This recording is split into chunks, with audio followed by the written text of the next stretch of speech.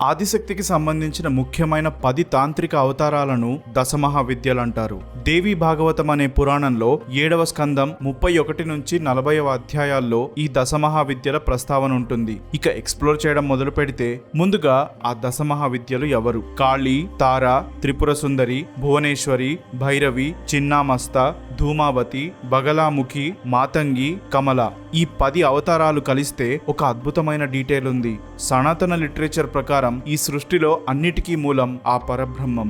దాన్నే పరమ సత్యం అని కూడా అంటారు. అయితే ఈ దశమహావిద్యలు లోతుగా అర్థం చేసుకోవడం ద్వారా ఆ పరమ సత్యాన్ని గ్రహించడం వీలవుతుంది అని దేవి భాగవతం వివరిస్తుంది. అందుకే ఈ భాగాన్ని దేవి గీత అని అంటారు. సో ఇలాంటి కంటెంట్ మరింత కావాలంటే మన ఛానల్ కి సపోర్ట్ చేస్తూ ఒక లైక్ కొట్టి కామెంట్ పెట్టండి. అండ్ అప్లోడ్ అయ్యే ప్రతి వీడియో మిస్ అవ్వకూడదంటే సబ్స్క్రైబ్ చేసుకుని ఆ బెల్ ఐకాన్ యాక్టివేట్ చేసుకోండి. ఇక ఒక్కొక్క అవతారం ఎలా ఉంటుందో గమనిద్దాం. కాళీ సమయం, మార్పు, సృష్టి, శక్తి, విధ్వంసం, మరణం వీటికి సంబంధించిన దేవత.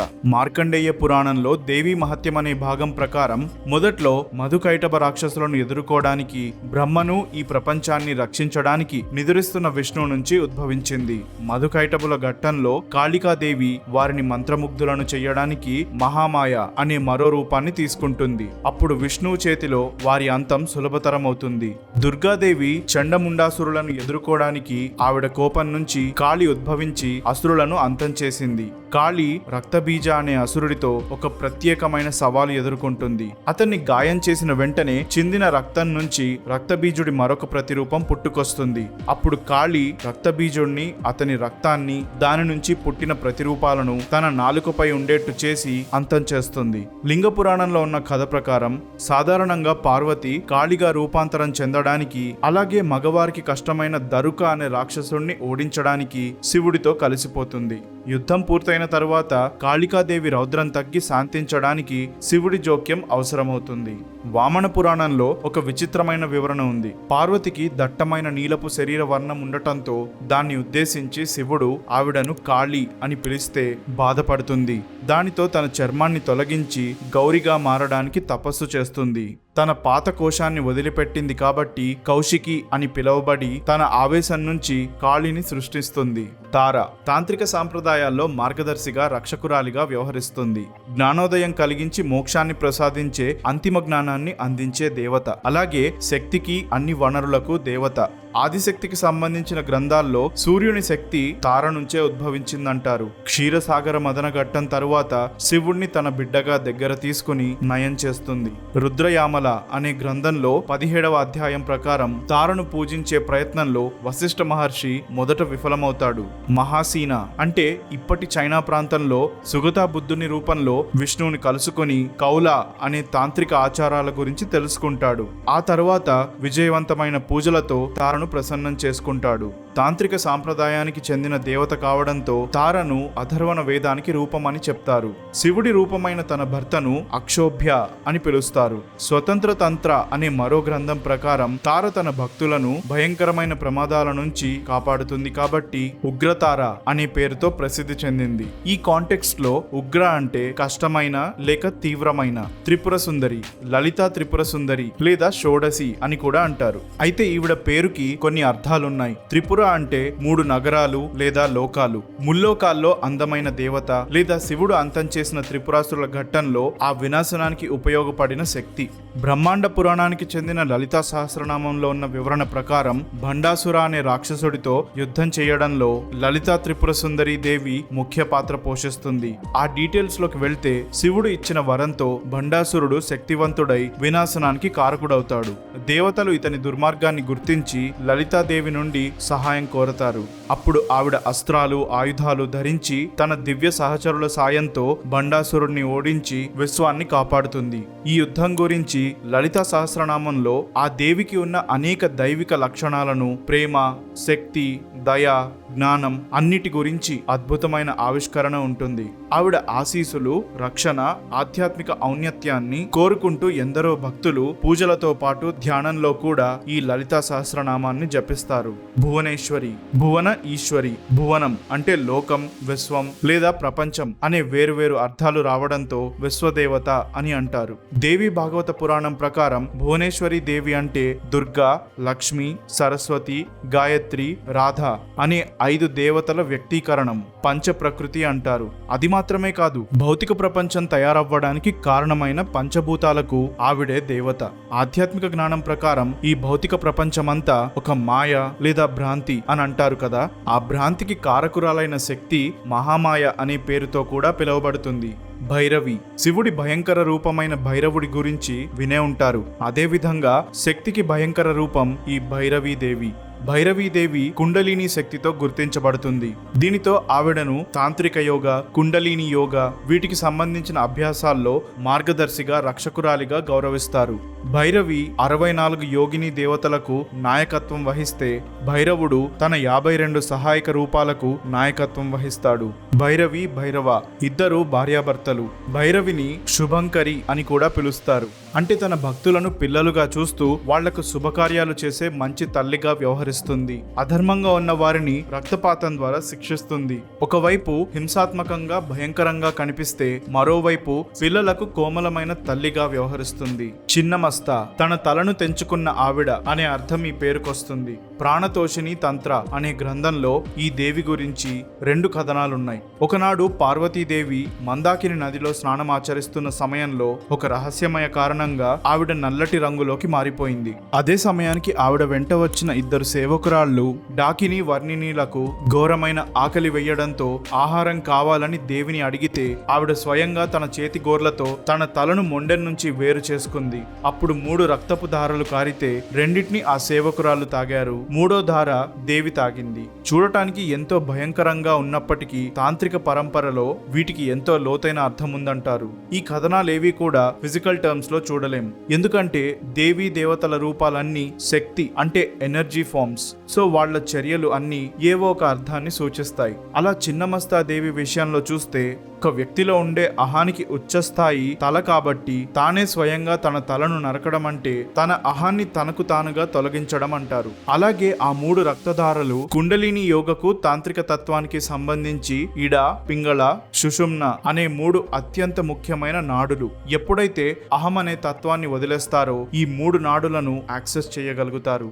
ధూమావతి ఈ అవతారం ఆహ్లాదంగా ఉండేది కాదు. ఒక వృద్ధ వికారమైన వితంతువు రూపంలో అశుభకరమైన, ఆకర్షణ లేని విషయాలతో సంబంధం కలిగి ఉంటుంది. శ్మశాన వాటికలో గుర్రం లేని రథంపై లేదా కాకిపై స్వారీ చేస్తున్నట్టుగా ఉంటుంది. ధూమావతి విశ్వం అంతమయ్యే సమయానికి కారణమయ్యే ప్రళయ కాలంలో తనను తాను వ్యక్తపరుచుకుంటుంది. సృష్టి మొదలుకి అంతానికి మధ్యలో ఉన్న శూన్యమే ఈ ధూమావతీ దేవి. రూపంలో అశుభ లక్షణాలు ఉన్నప్పటికీ ఆవిడ తరచూ కోమల హృదయంతో వరాలను ఇచ్చే దేవత అని పిలుస్తారు. ఈ దశమహావిద్యల్లో ధూమావతి ఒక గొప్ప గురువుగా, పరబ్రహ్మానికి సంబంధించిన పరమసత్యంగా, జ్ఞానాన్ని ఇచ్చే దేవతగా వర్ణించారు. ఇక ధూమావతి వికారమైన రూపం వెనుకున్న అర్థం విషయానికి వస్తే జీవితంలో కళ్లకు కనిపించే రూపం కంటే అంతర్గతంగా ఉన్న సత్యాన్ని వెతకడం అన్నిటికంటే ముఖ్యం అనే విషయాన్ని సూచిస్తుంది. బగలాముఖి, కొంగముఖం కలిగిన దేవత అనే అర్థం వస్తుంది.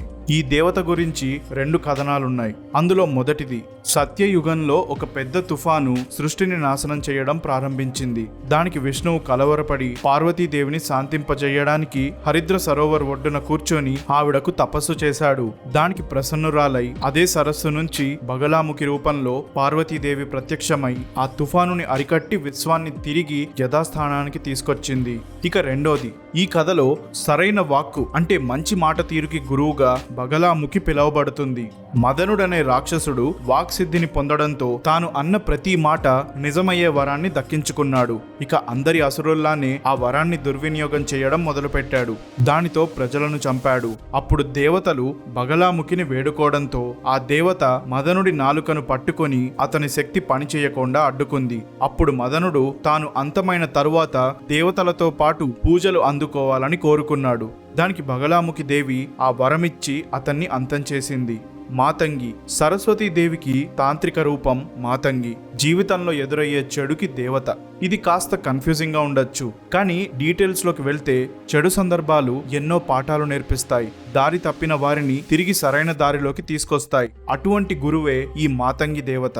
మతంగ మహర్షికి వరంగా పుట్టిన బిడ్డ కావడంతో మాతంగి అనే పేరుతో పిలుస్తారు. ఈవిడను చండాలిని అంటే బహిష్కరింపబడ్డ స్త్రీ అని కూడా అంటారు. దానికి కారణం విషయానికి వస్తే ప్రణోత్సని తంత్రం, నారద పంచతంత్ర అనే 2 గ్రంథాల ప్రకారం ఒకసారి పార్వతి కొన్ని రోజులకు తన పుట్టింటికి తిరిగి వెళ్లాలనే కోరికతో శివుడిని అనుమతి కోరింది. అందుకు ఇష్టపడని శివుడు కొద్ది రోజుల్లోనే ఆవిడ స్వయంగా తిరిగి రాకపోతే తానే అక్కడికి వస్తానని షరతు విధించడంతో పార్వతి అంగీకరించింది. ఇక హిమవంతుడి ప్రదేశానికి వెళ్లిన పార్వతి అక్కడ చాలా రోజులుండిపోయింది. దానితో శివుడు ఆభరణాలు అమ్మేవాడి మారువేషంలో హిమవంతుడి నివాసానికి వెళ్లి పార్వతికి శంఖాభరణాలు అమ్మాడు. బదులుగా పార్వతిని పరీక్షించడానికి మారువేషంలో ఉన్న శివుడు తనతో సంభోగించమని కోరాడు.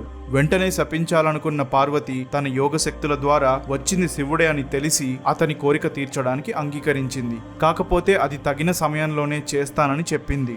సరిగ్గా సాయంత్రానికి ఆవిడొక చాండాల వేటగత్తె వేషంలో శివుడి నివాసానికి వెళ్ళింది. ఎర్రటి దుస్తులు ధరించి అతన్ని ఆకర్షించడానికి ఒక సమ్మోహన నాట్యం చేసింది. శివుడు అడిగితే తాను తపస్సు చేయడానికి వచ్చానని చెప్పింది. తాను సకల తపస్సులకు ఫలాన్నిచ్చేవాడని మహాదేవుడు బదులిచ్చి ఆమె చెయ్యి పట్టుకుని ముద్దాడాడు.